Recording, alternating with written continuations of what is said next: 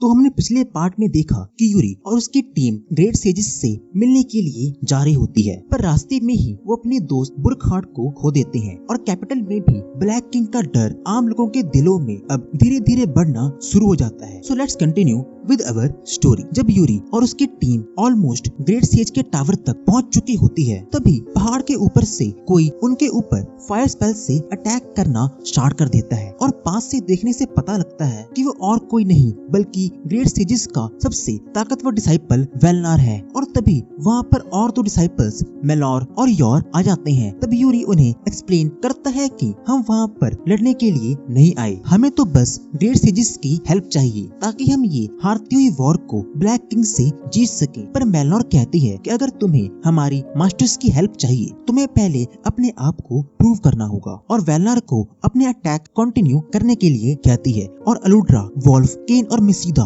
उनके अटैक के खिलाफ डिफेंड करना शुरू कर देते हैं और ये बैटल देखते ही देखते हाथ से निकलती जा रही होती है। बट एरन जैसे तैसे करके वेलनार और उसके बीच में डिस्टेंस कम करने में कामयाब हो जाता है और वो उस पर अटैक करता है। बट योर, एक दूसरी डिसाइपल, वहाँ पर आकर उसके अटैक को रोकती है और तब यूरी भी आगे आकर एरन की हेल्प करने की कोशिश करता है। बट यूरी की टीम ऑलरेडी उनके फॉर्मेशन को तोड़ चुकी होती है और धीरे धीरे अपनी हार की ओर बढ़ना शुरू कर देते हैं। और इसे और बुरा बनाने के लिए वेलनार अपने अटैक स्पेल्स का यूज और भी तेजी से करना शुरू कर देता है और अलुड्रा का माना भी ऑलमोस्ट उसकी आखिरी कगार पे होता है। पर एरन इस चीज को सही टाइम पे नोटिस कर लेता है और वो अपने माना को अलुड्रा के साथ शेयर करता है और उसके बाद अलुड्रा बिना किसी चीज की परवाह किए हुए अपने सबसे powerful spell fire meteorite rain को एक्टिवेट कर देती है। और दूर आसमान में हम देखते हैं कि एक सेज इस वॉर के मजे उठा रहा होता है, बट दूसरी सेज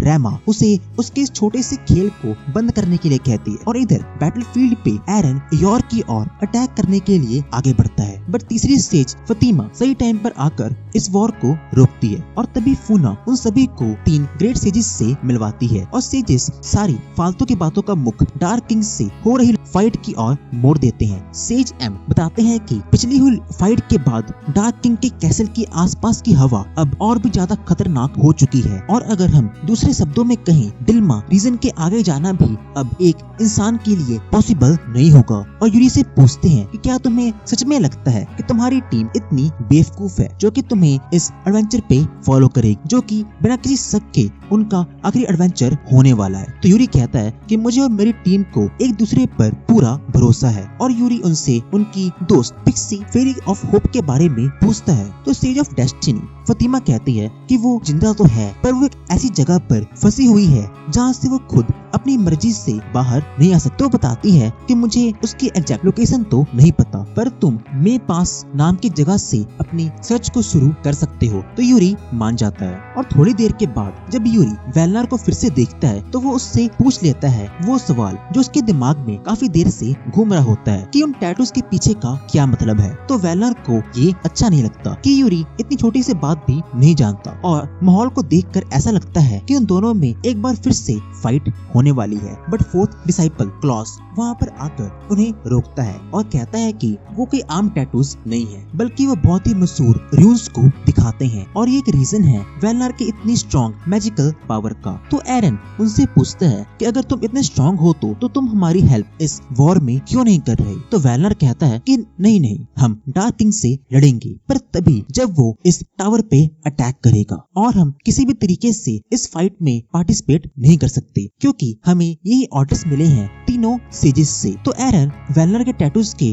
तारीफ करना शुरू कर देता है और ये सुनकर वेलनर भी खुश हो जाता है और उसे कहता है कि तुम्हारे पास भी कुछ यूनिक स्किल्स हैं, जैसे कि मैंने पिछली हुई फाइट में देखा जहाँ पर तुम उस मेज के साथ अपनी माना को शेयर कर रहे थे। तो एरन कहता है कि नहीं वो कोई बड़ी बात नहीं है। तो अलुड्रा और वोल्फ कहते हैं यूरी से कि हम तुम्हें इस जर्नी पे अभी के लिए फॉलो नहीं करेंगे और हम यहाँ पर रहकर ब्लैक किंग की स्पेशल सील जो कि उसके कैसल को हर वक्त प्रोटेक्ट करती है उसे तोड़ने का कोई तरीका ढूंढने की कोशिश करेंगे। और यूरी मान जाता है क्योंकि उसके बिना उनके सारे प्लान का कोई भी मतलब नहीं है। और अगले दिन यूरी अपनी बाकी की टीम के साथ निकल पड़ता है मे पास की ओर पिक्सी को ढूंढने के लिए। पर जैसे वो जाने लगते हैं, चारों डिसाइपल उनके पास आके कहते हैं कि वो भी उन्हें इस छोटे से एडवेंचर पे फॉलो करेंगे, क्योंकि उन्हें ऑर्डर्स मिले हैं तीनों सेजेस से और उनके मुताबिक मे पास में हाल ही में एक नए आर्टिफैक्ट की खोज हुई है और हमें उसे सही सलामत टावर पे वापस लेकर आने के ऑर्डर मिले हैं। तो सभी मे पास की ओर चल पड़ते हैं, पर वो जगह उनकी सोच से भी ज्यादा बदतर होती है और वहाँ पर हर जगह ब्लैक फॉग और शरीर को जमा देने वाली ठंडी हवा चल रही होती है। और तो और ब्लैक फॉग की वजह से ब्लैक नाइट अपने आप मर के पैदा हो रहे होते हैं। पर यूरी की टीम लगातार अपनी जर्नी पे उनसे लड़ते हुए आगे बढ़ती जा रही होती है और इस जर्नी में उनकी सबसे ज्यादा हेल्प उनकी हीलर मरीना कर रही होती है इन ब्लैक नाइट्स के कर्स को मारकर। तो एरन हंसते हंसते कहता है कि मैंने कभी अपने सपनों में भी नहीं सोचा था कि एक हीलर भी उनके इतना काम आ सकती है। तो मरीना को ये मजाक बिल्कुल भी अच्छा नहीं लगता और तभी एरन को एक छोटा सा फर एनिमल उनकी ओर आता हुआ दिखता है और ध्यान से देखने से पता लगता है कि उसके पीछे एक ब्लैक नाइट की पूरी आर्मी आ रही होती है। तो वेलनार बिना कुछ सोचे एक फायर स्पेल से उन सभी को तो मार देता है, पर उस स्पेल के बहुत ज्यादा स्ट्रॉन्ग होने की वजह से जमीन की बर्फ भी दो हिस्सों में टूट जाती है और जिसमें एरन गिर जाता है। पर यूरी उसे एंड मौके पर बचाने की कोशिश करता है, बट वो भी उसके साथ नीचे क्लिफ से गिर जाता है और इसके बाद बाकी के लोग कहते हैं कि हमें जल्दी उन्हें बचाना होगा। तो केन कहता है कि हम यहाँ के लोकल से मिलकर उनकी हेल्प मांग सकते हैं और इधर यूरी और एरन क्लिफ की ऊपर की ओर चलना शुरू कर देते हैं और एरन उस छोटे से फर एनिमल का नाम रखने के सोचता है। तभी यूरी कहता है कि हमारे पास फालतू का टाइम नहीं है और हम आज रात यहाँ पर इस केव में गुजार सकते हैं। तो दोनों केव के अंदर चले आते हैं। तो एरन यूरी से पूछता है कि क्या तुम्हें पूरा यकीन है कि तुम्हारे दोस्त हमारे लिए इतना नीचे आएंगे? तो यूरी कहता है कि मुझे इस पे कोई शक नहीं है, क्योंकि हम सब बहुत सालों से एक साथ ट्रैवल कर रहे हैं और हमारे साथ पहली बार ऐसा नहीं हुआ है। तो बैठे बैठे एरन उसकी बातों को सुनते हुए सोने लगता है। तो यूरी उसे जल्दी से उठाता है और कहता है कि तुम ऐसी जगह पर बिल्कुल भी नहीं सो सकते और तुम्हें हर वक्त चौकन्ना रहना होगा। तो एरन मान जाता है। यूरी कहता है अगर तुम चाहो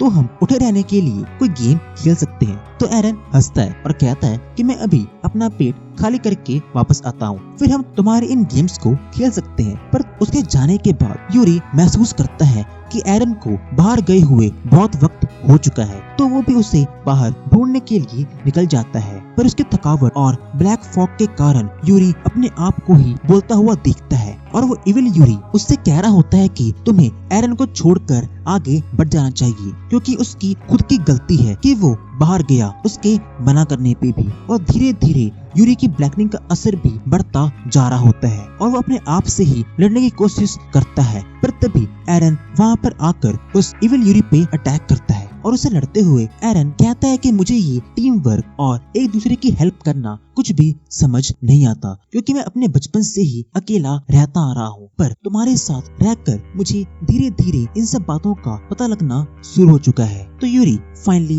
अपने सेंसेस में वापस आकर एरन के साथ मिलकर एक कॉम्बो अटैक करके उस मॉन्स्टर को हरा देता है और एरन भी अपने लाइफ में पहली बार एक कॉम्बो अटैक यूज करने के बाद बहुत खुश होता है। पर तभी एक ओल्ड मैन वहाँ पर आकर एक ही स्पेल में पूरे मौसम को साफ कर देता है। तो यूरी ये देखकर समझ जाता है कि वो डोर है, सेज फतीमा का मास्टर। तो डोर यूरी को देखकर कहता है कि तुम ऊपर से लेकर नीचे तक अपने दुखों में डूबे हुए हो और तुम्हें देखकर ऐसा लगता है कि तुम अपनी मौत की इतने पास आ चुके हो कि तुम्हें अब यहाँ से कोई चाह कर भी नहीं बचा सकता। पर यूरी कहता है कि मैं अंत तक हार नहीं मानने वाला। तो ये सुनकर डोर हंसता है और कहता है कि तुम्हें डेजर्ट ओसिस पे जाकर एक ड्रैगन का शिकार करना होगा और उसके बाद ही तुम्हें तुम्हारे सभी सवालों का जवाब मिल जाएगा। तो यूरी को अभी भी कुछ भी समझ नहीं आ रहा होता और इस तरफ बाकी के लोग ओल्गा से मिलते हैं, जो कि एक माइनिंग केव का इंचार्ज होता है और वो उन्हें इंफॉर्मेशन देता है। उन्होंने अभी हाल ही में एक अजीब से आर्टिफैक्ट की खोज की है और अपने दो फाइटर्स रोलो और किकी को उनके साथ जाने के लिए भेजता है ताकि वो उन्हें रास्ता दिखा सके। फूना और मरीना वहीं केव में रहकर उस आर्टिफैक्ट को समझने की कोशिश कर रहे होते हैं और तभी फुना की बुक में एक नया पेज चमकना शुरू हो जाता है जिसमें लिखा होता है कि मेरे पास में एक ऐसी तलवार है जो कि किसी भी डार्कनेस को आसानी से काट सकती है अगर उसका इस्तेमाल सही कामों के लिए किया गया। और बाकी की पार्टी शाम तक यूरी और एरन को ढूंढ लेती है और उन दोनों को वापस कैंप में ले आती है और बाकी का दिन वो सभी सेलिब्रेशन और पार्टी में बिता देते हैं। और वहीं पार्टी में एरन मिलता है बल्डोर से जिसने एरन की स्वॉर्ड हारेमारू बनाई होती है और अगली सुबह वो सभी सोल आइलैंड की ओर बढ़ जाते हैं फेरी पिक्सी को ढूंढने के लिए जैसा कि सेज फतिमा ने उन्हें बताया होता है। और इस तरफ हम देखते हैं कि जुलियाना का एक मैसेंजर किंग सूरी के पास मैसेज लेके आता है पर किंग सूरी उस मैसेंजर को वहीं पे जान से मार देता है। यूरी की टीम जब आगे सोल आइलैंड की ओर बढ़ रही होती है तो उन्हें रास्ते में सूरी और उसकी आर्मी मिल जाती है। पर क्या सूरी सच में उनका साथी है या फिर उसने डार्क किंग के साथ हाथ मिला लिया है? इसका पता लगेगा हमें नेक्स्ट पार्ट में। तब तक के लिए stay safe and see you all soon.